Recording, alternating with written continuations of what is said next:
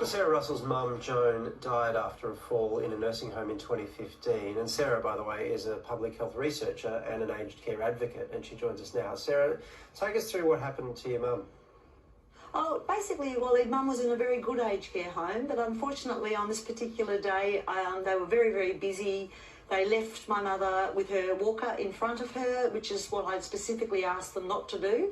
In fact, there was a sign on the trolley, a walker, saying, please always leave the trolley behind, Mum. And when Mum got anxious and left alone, she often got up and walked, which is what she did on this particular day. She was left in the dining room, so she walked up and walked across into the lounge room and fell over. And unfortunately, the fall contributed or hastened her death.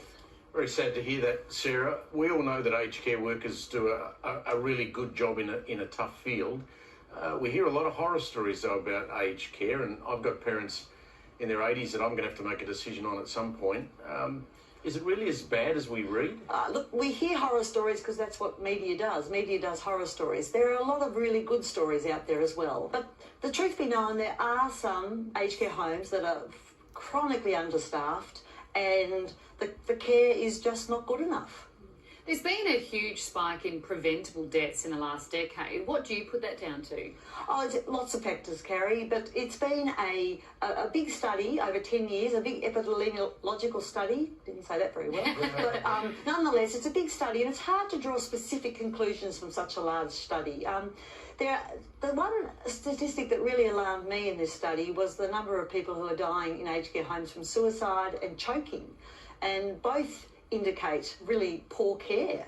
We want people to enjoy their time alive and we want to make it as good as possible for them. If there was more staff, there'd be more supervision. So people wouldn't be falling over because they'd be supervised when they walk. When they walk to the toilet, they'd be supervised. When they eat their meals, they wouldn't choke because someone would be feeding them slowly and responsibly.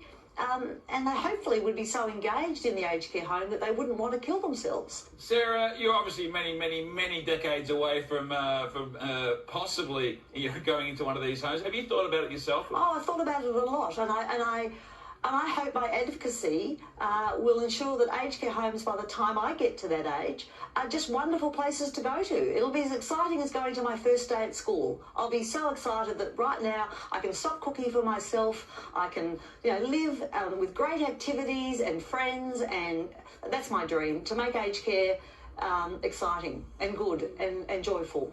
Does that mean that your second day of aged care you'll say, I don't need to go because I went yesterday? Possibly, but let's give that a go. Let's try and make the sector as good as we can so older people have the best quality of life possible. Sarah, thank you very much for joining us.